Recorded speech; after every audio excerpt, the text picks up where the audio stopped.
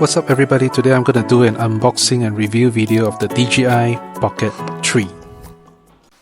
If you're like me, who is getting this online, you probably have to wait almost 2 months as this product is really popular right now. In this video I'm going to do an unboxing of this Pocket 3 and you're going to see what's it like inside the box. Something cool here I noticed is that the Pocket 3 pouch is in the same size as the DJI Mic 2 pouch. So some of these cool functions of this Pocket 3 is that you can use it for the webcam and also you can connect it to their Memo app to do direct transfers without pulling off the micro SD card to transfer your files. So this is the real deal. This is the Pocket 3 and you can see it is the size of my palm. When I took it out, you can see there's a little bit of a bubble on top of the screen sticker and it is actually quite heavy. So the one that I bought is the Creator Combo version, which comes with the Mic 2 as well as the extra battery and also the tripod stand, which I think is very useful for using this Pocket 3. Since I already have another 2 Mic 2 transmitters, I'm going to experiment in a subsequent video on how to connect 2 transmitters to the Pocket 3 and see whether it works or not. You can see that the cover of the Pocket 3 is actually separate from the box, which means that if you are actually going to keep the Pocket 3 inside the cover and then put it inside this pouch, it doesn't fit. Now I don't know why they choose to have this design in such a way that you have to carry the cover separately, which I think is so important because you want to protect the gimbal, which is so fragile, but then they choose to keep it separately. So I think you'll be spending a lot of time keeping your Pocket 3 inside the cover instead of putting it inside the pouch, and you have to intentionally buy a separate one just to put all of this stuff together. I think that is not something very smart. So this is my first time putting the Pocket 3 inside the cover and it's actually quite tight, and I noticed that the gimbal portion, the camera part, is actually loose, so you need to take note of that when you're actually putting it inside any box.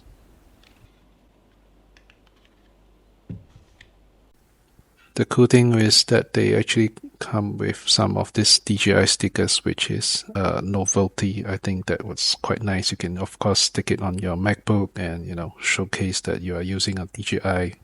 Yeah, nice touch. Taking it out from the cover, it is actually quite tight. Maybe it's the first time, but it's good that it's tight so that it's secure. And I like the form factor of the Pocket 3. It's nice to hold even though it's slightly heavy. I think with the cover itself, you can also hold it in a certain angle based on how the shape it is. So you just need to press the red button once to turn it on. I was honestly expecting the jingle like the DJI drone, but it is silent.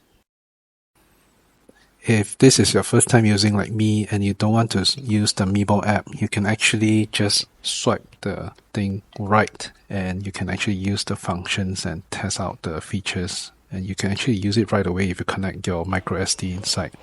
So all the instructions on how to use the camera is there. They guide you all the tips on how to use it, but I will need more time to play around and see how it works in real time. The function I'm actually anticipating to use is their night video function, which a lot of the reviews have commented that it is very clear. It's even better than the iPhone night views, so I'm looking forward to testing it at night and see how clear it is. One problem about this Pocket 3 is that I noticed that it gets hot really quickly, so you are kind of forced to use the battery extender or the other extension feature. So that's not a very good sign for a small little device in terms of using it for holding it and carrying around, record videos on the fly. Another cool function is the ability to flip the screen, which I think the Pocket 2 doesn't have, so it gives a larger size of screen for you to play with. But honestly speaking, because the screen is still very small, so it is not as useful as you would like it to be, but it is functional.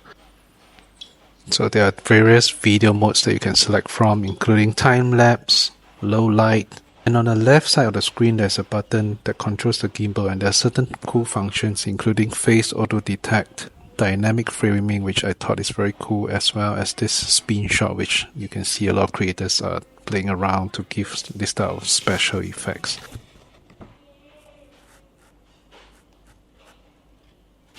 One problem about our screen, which a lot of people complain, is this, which after a while it seems that the screen will either get damaged or there will be some problems with it. So if it's up to me, I will turn the screen softly to avoid any such issues. One more concern is when the gimbal closes, there's also another loud sound.